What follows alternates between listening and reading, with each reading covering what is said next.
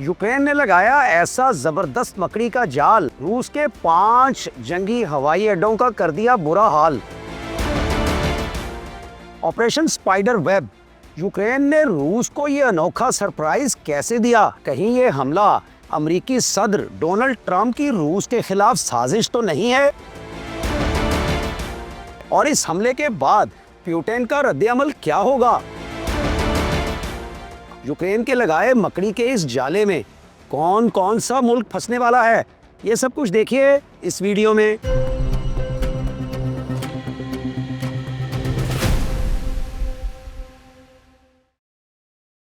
अस्सलाम वालेकुम, मेरा नाम है सजाद शफीक भट्ट। नाजरीन, जैसा कि आप जानते हैं, यूक्रेन ने रूस पर अचानक एक ऐसा खौफनाक हमला किया है जो बज़ाहिर दुनिया भर में किसी के वहमो गुमान तक में भी नहीं था। इस हमले को ऑपरेशन स्पाइडर वेब यानी मकड़ी के जाले का नाम दिया गया है। इस खुफिया जंगी ऑपरेशन को यूक्रेनी खुफिया एजेंसी SBU ने सर अंजाम दिया, जबकि सदर ज़ेलेंस्की ने बज़ाते खुद इसकी बराह रास्त निगरानी की। इस कार्रवाई में यूक्रेन ने ड्रोन्स के जरिए रूस के 5 फिजाई अड्डों को निशाना बनाया, जिनमें 2 फिजाई अड्डे यूक्रेन की सरहद से 5000 किलोमीटर दूर थे। आप यकीनन ये सुनकर हैरान होंगे कि यूक्रेनी फोर्सेस रूस में इतनी दूर तक कैसे घुस गई। लेकिन अगर आपने हॉलीवुड की फिल्म ट्रोजन हॉर्स देख रखी हो या फिर आप ये फिल्म अब देख लें, तो आप बहुत आसानी के साथ इस जंगी हिकमत अमली को समझ सकते हैं। ऑपरेशन स्पाइडर वेब में यूक्रेन ने बिल्कुल उसी जंगी हिकमत अमली से काम लिया है जो ट्रोजन हॉर्स में दिखाई गई है। यूक्रेन का दावा है कि इस हमले में रूस के 40 जंगी जहाज तबाह हुए हैं। इन तबाहशुदा तैयारों में A-50 तैयारे भी शामिल हैं, जो स्ट्रेटेजिक न्यूक्लियर हमले में इस्तेमाल किए जाते हैं। इसके अलावा यूक्रेन ने रूस के Tu-22, M3 और Tu-95 जैसे अर्ली वार्निंग देने वाले तैयारों को भी निशाना बनाया है। अस्करी नुक्ता निगाह से ये एक इंतहाई पेचीदा ऑपरेशन था। यूक्रेन की खुफिया एजेंसी SBU ने 18 माह तक इस ऑपरेशन की मंसूबाबंदी की। इस अरसे में दर्जनों छोटे छोटे ड्रोन्स चोरी छुपे रूस में दाखिल किए गए। इन ड्रोन्स को माल बरदार ट्रकों में मौजूद खुफिया खानों में छुपा कर स्मगल किया गया था। जब ये ड्रोन रूस पहुंच गए तो फिर इनको लकड़ी के मखसूस कैबिन्स में रखा गया। इन कैबिन्स की छतें ऑटोमेटिक थी, जिन्हें रिमोट कंट्रोल के जरिए खोला जा सकता था। हमले के रोज यूक्रेनी खुफिया एजेंटों ने इन ट्रकों को रूसी फिजाई अड्डों के करीब सड़कों पर ला खड़ा किया। फिर अचानक वो हुआ जिसने पूरी दुनिया के अस्करी माहिरीन को हैरान कर दिया। अचानक इन कंटेनर्स के दरवाजे खुले और इसके साथ ही कंटेनर्स में मौजूद लकड़ी के कैबिन्स खुद ब खुद खुल गए। हर कंटेनर से गौल दर गौल ड्रोन्स निकले और रूसी जंगी तैयारों को निशाना बनाने लगे। रूसी तैयारों की तबाही यकीनी बनाने के लिए ड्रोन्स ने इन तैयारों के पेट्रोल टैंक्स को निशाना बनाया, जिससे फौरी तौर पर आग भड़क उठी और तैयारे जलकर राख का ढेर बन गए। ये हमला इस कदर महारत के साथ किया गया कि अभी तक इसमें किसी जानी नुकसान की इतला नहीं मिली। यूक्रेन ने दावा किया है कि इस हमले में रूसी फिजाइया को $7 अरब का नुकसान पहुंचा। यूक्रेनी मीडिया ये भी कह रहा है कि हमने रूस के वो स्ट्रेटेजिक बमबार तैयारे तबाह किए हैं जो यूक्रेन पर तवील फासले तक मिसाइल हमले करने की सलाहियत रखते थे। रूस के पास मजमूई तौर पर ऐसे 120 तैयारे मौजूद हैं, जिनमें 40 तैयारे तबाह हो चुके हैं। ताहम रूसी मीडिया यूक्रेन के इन दावों की तरदीद कर रहा है और बता रहा है कि रूस का फ़िज़ाई दिफाई निज़ाम मुकम्मल तौर पर फ़ाल है। अगरचे अभी तक आज़ादाना तौर पर इस बात की तस्दीक नहीं हो सकी कि इन हमलों में रूस को कितना नुकसान पहुंचा, ताहम ये बात वाज़ेह है कि नफसियाती तौर पर ऑपरेशन स्पाइडर वेब कामयाब रहा। दुनिया की कोई खुफिया एजेंसी आज तक ऐसा ऑपरेशन नहीं कर सकी। ये बमबार तैयारे और कमांड एंड कंट्रोल जहाज़ अगर मुकम्मल तौर पर तबाह ना भी हुए हों, तब भी इस हमले का असर बहुत बड़ा है। Tu-160, Tu-22 और Tu-95 तैयारे अब मज़ीद तैयार नहीं किए जा रहे। रूस के लिए अपने इन तबाहशुदा तैयारों की मुरम्मत करना या इन्हें दोबारा काबिले इस्तेमाल बनाना करीब करीब नामुमकिन है। इसलिए नेटो मुमालिक दावा कर रहे हैं कि रूस का फ़ौजी और सनती निज़ाम मुस्तकबिल करीब में इन तैयारों को दोबारा काबिले इस्तेमाल नहीं बना सकेगा। अच्छा नाजरीन, यहाँ पे ये बात समझनी ज़रूरी है کہ دنیا میں دو طرح کی جنگیں ہوتی ہیں. ایک ہوتی ہیں ٹیکنیکس کی بنیاد پہ, ایک ہوتی ہیں ٹیکٹیکس کی بنیاد پہ. ٹیکنیکس ان جنگوں میں کہتے ہیں جس میں بحریہ, فضائیہ اور زمینی فورسز انٹیلیجنس کے ساتھ مل کے ایک کارروائی کرتی ہیں الفا براوو چارلی کی صورت میں, کہ کچھ دستے رائٹ کو کھڑے کیے جاتے ہیں, کچھ دستے لیفٹ کی طرف کھڑے کیے جاتے ہیں, کچھ دستے سینٹر میں کھڑے کیے جاتے ہیں, اور پھر دشمن کو کسی نہ کسی اسٹریٹجی کے ذریعے گھیر لیا جاتا ہے یا اس کے اندر گھس کے اس کے اوپر حملے کیے جاتے ہیں. ایئر فورس بھی اس میں شامل ہوتی ہے, بحریہ بھی اس میں شامل ہوتی ہے, زمین کی فورسز بھی اس میں شامل ہوتی ہیں, اور انٹیلیجنس کا جو نیٹ ورک میں نے آپ کو بتایا وہ تو شامل حال ہوتا ہی ہے. لیکن دوسری جانب دوسرا جو طریقہ ہے جنگ لڑنے کا وہ ٹیکٹیکس ہے, یعنی ٹیکٹیکل وارفیئر. اس میں مارو اور بھاگو کی تکنیک ہے, ہٹ اینڈ رن جس کو کہتے ہیں, چھپ کے نقصان پہنچانے کی تکنیک ہے. دنیا میں جو ویتنام کی جنگ ہوئی, جو افغانستان کی جنگ ہوئی, جو عراق کے اندر جو امریکہ نے ابھی وار تھیٹر سجایا, اس کے اندر جو جنگ ہوئی, تو اس کے اندر جو سب سے بڑا ڈائنامک اس وقت جنگی دنیا کے اندر ابھر کے سامنے آیا ہے وہ ٹیکٹیکل وارفیئر ہے.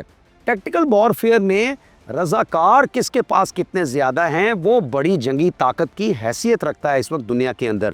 جس کے پاس والنٹیئر زیادہ ہیں لڑنے کے لیے, جو اپنے آپ کو قربان کرنے کے لیے تیار ہوں, تو وہ جنگ کو جاری بھی رکھ سکیں گے اور جنگ کو طوالت پہ پھیلائیں گے, اور پھر اس کے بعد جنگ کو جیتنے کی پوزیشن میں بھی آ جائیں گے. اور جنگیں دو طرح سے جیتی جاتی ہیں. ایک تو یہ ہے کہ جنگ میں دشمن کو نقصان پہنچایا اور آپ نے جنگ جیت لی. دوسرا یہ ہے کہ دشمن کو اتنا لمبا انگیج کر لیا, 10 سال 15 سال 20 سال, جس طرح ویتنام میں ہوا, میں نے آپ کو بتایا, افغانستان میں ہوا, عراق میں ہوا, اور پھر اسی جو حملہ یوکرین نے اسپائڈر ویب کے ذریعے کیا ہے رشیا کے اوپر, اس کی ایک مثال حالیہ غزہ کے فائٹرز کی جانب سے جو اسرائیل کے اوپر حملے ہوئے تھے, وہ بھی ایک مثال ہے کہ سرپرائز کا جو ایلیمنٹ ہے, جو سرپرائز کا ایلیمنٹ دشمن کو نقصان پہنچاتا ہے, اس نقصان کی لمٹ جو ہے, یعنی جو نقصان دشمن کو ٹیکٹیکل وارفیئر کے ذریعے پہنچایا جا سکتا ہے وہ ٹیکنیکس کے ذریعے نہیں پہنچایا جا سکتا. تو آپریشن اسپائڈر ویب بھی دراصل ایک ٹیکٹیکل وارفیئر کی ایک مثال ہے کہ دنیا کی جو آرگنائزڈ فورسز ہیں اور دنیا کے جو آرگنائزڈ ممالک ہیں وہ بھی اب ٹیکٹیکل وارفیئرز کی طرف آنے کو مجبور ہو چکے ہیں اور اس طرح کے آپریشنز پلان کر رہے ہیں.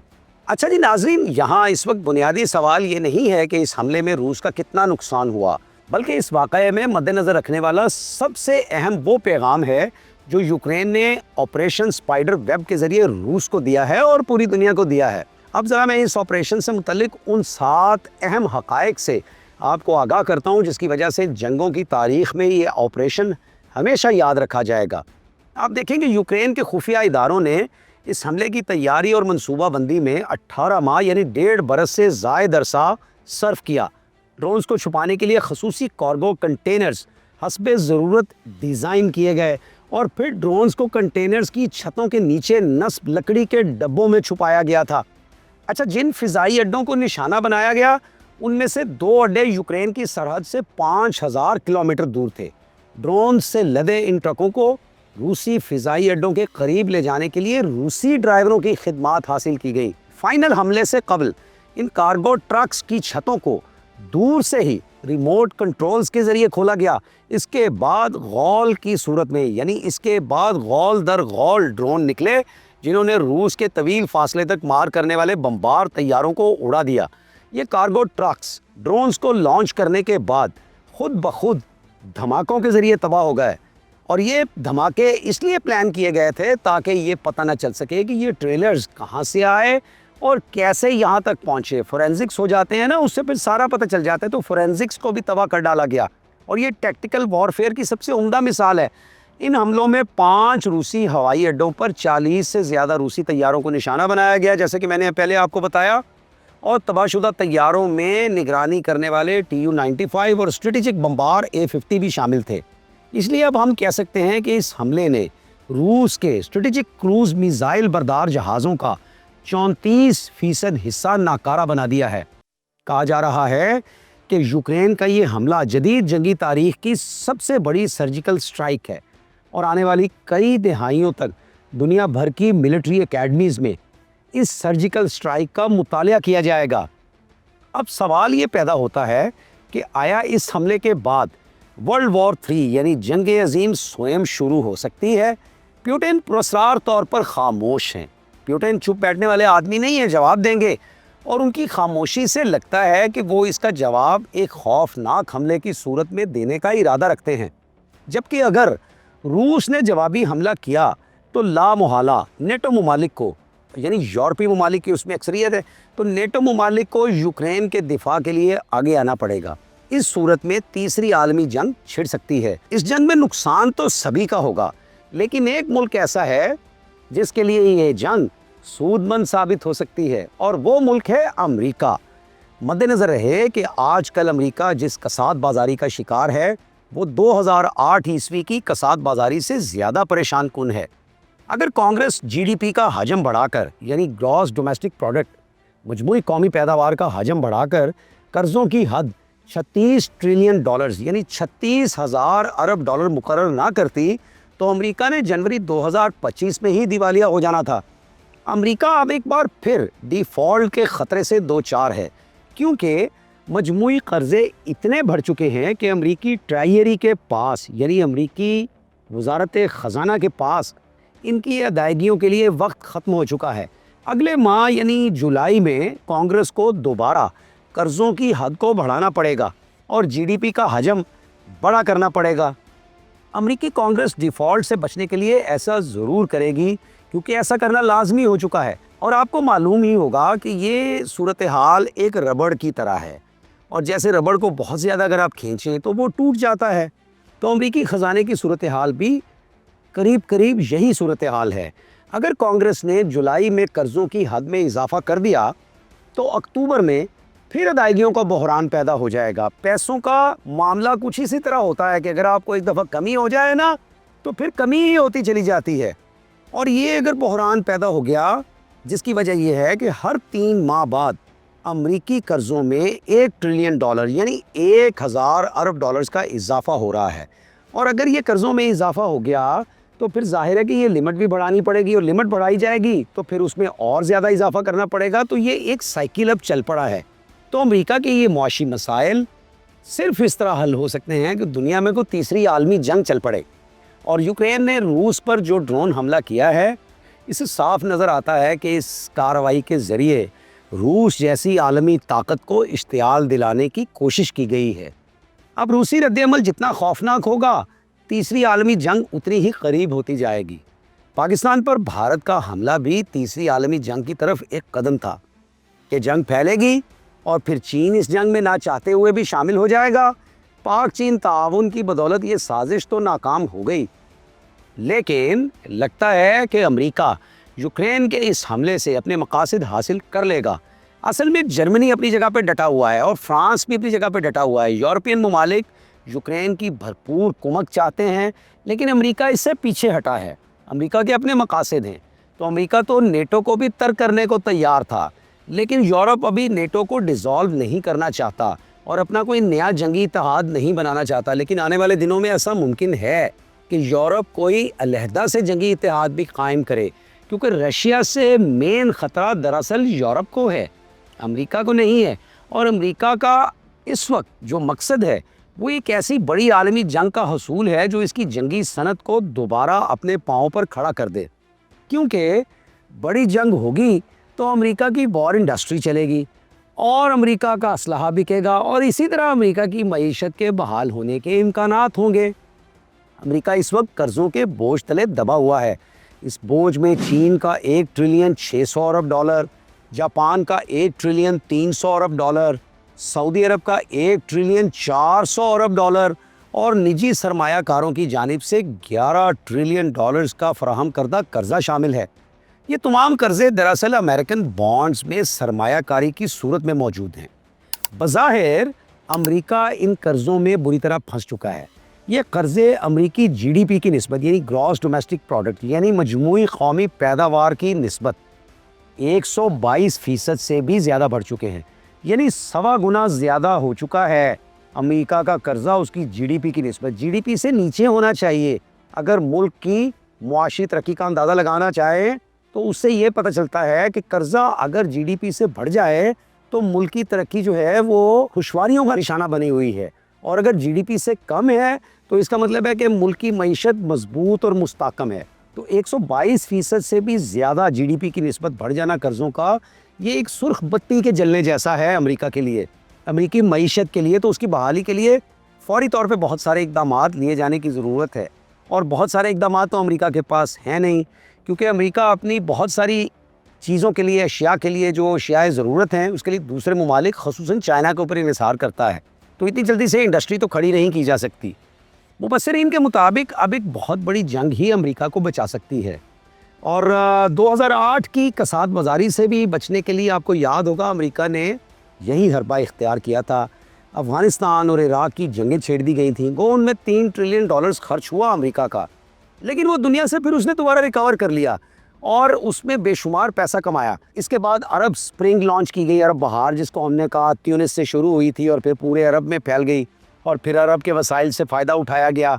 تو داعش، القاعدہ اور بوکو حرام جیسے تمام شدت پسند گروپ اصل میں امریکی وار انڈسٹری چلانے کے سہولت کار بھی بتائے جاتے ہیں۔ بہت سارے مبصرین کا یہ خیال ہے کہ یہ شدت پسند گروپ امریکی وار انڈسٹری کو چلانے کے لیے سہولت کار کا کردار ادا کرتے ہیں۔ اب معاملہ ہوتے ہوتے اس سے بھی آگے نکل چکا ہے، اب براہ راست بڑے ملکوں کے ساتھ سینگ پھنسانے کا وقت ہے۔ جولائی سے اکتوبر تک کا وقت بچا ہے، گھڑی جو ہے وہ چلنی شروع ہو گئی ہے الٹی، time is taking for the American economy. اکتوبر میں امریکی کانگریس قرضوں کی حد بڑھائے گی، اس کے بعد امریکہ کے لیے ڈیفالٹ کے خطرے کو ٹالنا ممکن نہیں رہے گا۔ یہ جو دوڑیں لگی ہوئی ہیں نا ڈونلڈ ٹرمپ کی، یہ اسی وجہ سے لگی ہوئی ہیں۔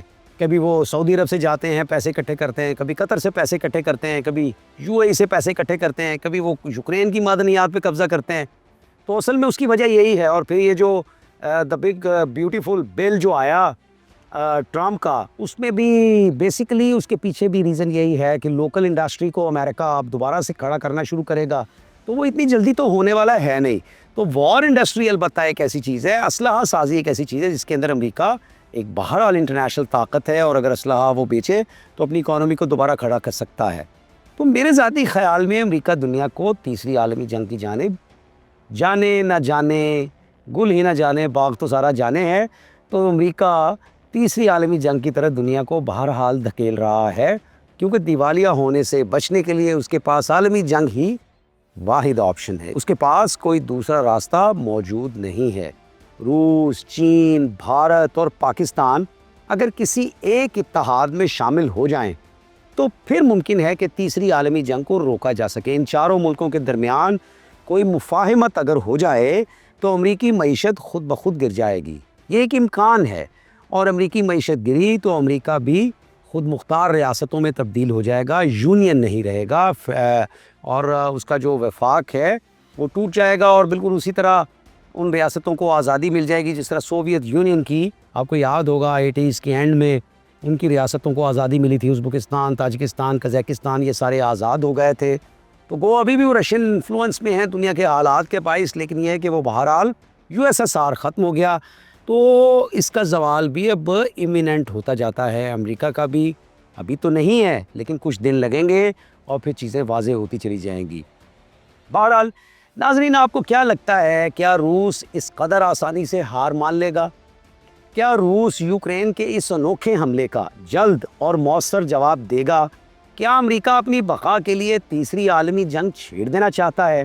کیا یورپ یوکرین کے ذریعے روس کو مسلسل کمزور کر رہا ہے، اور آخر کار روس اور یورپ کو ایک حتمی معرکہ آمنے سامنے لڑنا پڑے گا؟ اور سب سے اہم سوال یہ ہے کہ یہ دنیا بھر میں آخر ہو کیا رہا ہے؟ اقوام عالم ایک دوسرے پر اس بری طرح کیوں ٹوٹ پڑی ہیں؟ کیا دنیا اپنے اختتام کی جانب بڑھ رہی ہے؟ اپنے خیالات سے ہمیں ضرور آگاہ کیجیے گا، انتظار رہے گا۔ اسی کے ساتھ اللہ حافظ، اللہ نگہبان۔